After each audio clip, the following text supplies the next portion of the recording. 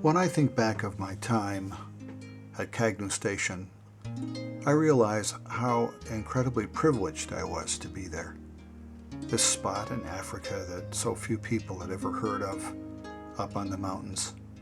I had no idea, even when I was at Fort Dix and Fort Monmouth, where I would head. At the time, most people were going to Vietnam, and so many people back in 68 and 69 were coming back in a pine box with a flag draped over it. And when I was told I was going to Ethiopia, I have to admit I had to look at a map to make sure I understood exactly where that was.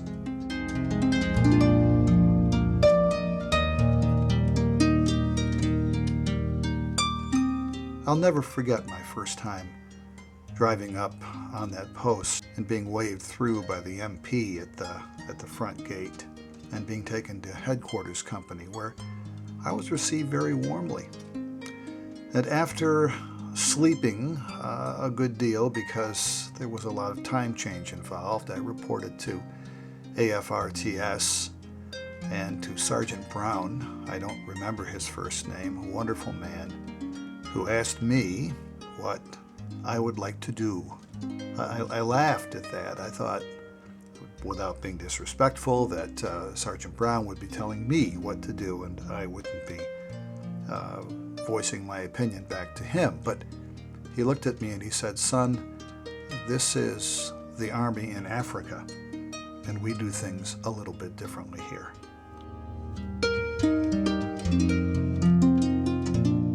He said, we heard that you're a radio disc jockey and an announcer, and that maybe you could do that for us. I did that, and I did a lot more too. Along with Phil Urey and Alan Christopher and so many others, we put together the AFTV Channel 2 news set, and I would like to think we professionalized the evening news by reading stories and by using visuals and news film if we could have it, if we could find it someplace. And we gave the 1,200 or so troops at Kagnew Station a pretty decent newscast along with sports. And it was all sent to us by shortwave, so it was very unreliable, but nevertheless we pieced things together. Phil and Alan and myself spent a lot of time going through overnight wire service copy, which was mostly gibberish, but we put together what we knew were good, solid newscasts. David Lake and Ev Brewer were working on the children's aspect of television. They had the Kagnew Kiddies programs. Ev Brewer was the puppet master, and Dave Lake, so much like Captain Kangaroo, was the avuncular, soft-voiced, kind host. And he had a lot of kids showing up for Saturday morning and his show. Shortly before I arrived, Hal Gardner, our TV station manager, arrived, and Hal said that he found the television station in need of, shall we say, supervision or management. It was a little loose back then, so Hal set about to do just that, to manage it. And under his direction, the station became a finely run broadcast outlet. He had with him Rod Madden, who was key in programming. Rod worked for Disney for many years after he left Kagnew Station. But Hal had people like Dave Barrett working in the control room and Bob Blatnick keeping us on the air technically. Hal went back to Kansas, where he works as an educator.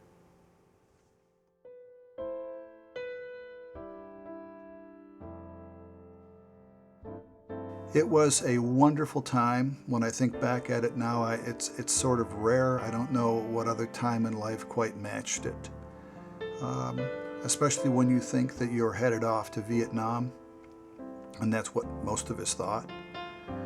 But instead, we went halfway to the high mountains of Ethiopia, and we wound up in a place that was very, very livable. And it was a lot of fun. We had church, we had commissary, we had movies, we had lots of sports on the outside, we had our various recreational clubs, the Top 5 Club, the Oasis Club, and there was a lot of travel. We spent time going down to Massawa, which is on the Red Sea, and there was a beautiful resort that the U.S. Army ran in Massawa, and every time the soldiers would come, there'd be boatmen out front who would take Americans out into some of the islands, even the unsettled islands out in the Red Sea. They were very fine places to catch a tan and even do some exploration out there in some of that wild and undeveloped area. It truly was relaxation, and the meals were pretty good. Nevertheless, there were certain sad events that occurred. There were, of course, motorcycle or traffic accidents. I didn't know many of those people, but the one person I did know very well and grieved his loss was Ricardo Achandia, who was a military policeman who was slain on the road to Massawa on a weekday. They were bandits and they shot him. My friend Tom Ziegler, who was our post photographer, had the very unfortunate and unwantable task of photographing the crime scene. Tom later became a police officer in Illinois. And my other good friend, Everett Brewer, came home and died some years later in Boston. And those people are certainly etched in my memory as wonderful companions for this period of time. One of the guys that brought such life to the party was our videographer, and his name was Joe Scott. Joe was just constantly laughing, and he was doing funny things, we'll put it that way. I don't know where Joe ever went. Joe, where are you? I'd like to catch up with you sometime. See if you're still doing funny things. When people left, it was hard. It was likely we'd never see one another again. We were going back to a huge country. What's the chance of our running into one another? That thought was with me down in the last 6 or 7 months when people began to say, "You're a short-timer, you're leaving here, how fortunate you are." Well, I thought somewhat differently. I thought, I don't know if this is real fortunate or not. There's a very different world waiting back there, and I sort of like this world. I recall very well the day that I left, and I sat on a Boeing 720 aircraft. It lifted off from the Asmara airport, and I looked down and I saw Kagnew Station from the air. I could see it very clearly. My head was spinning with 18 months of memory there, and people and incidents and great times. But you know, a cloud appeared. A huge puffy white cloud just came in, and it blocked that view. And as the plane climbed, the cloud never really left. And so in an instant, I couldn't see Kagnew. And then I was at cruising altitude where it's just blue out the window. And that's the last time I ever saw it.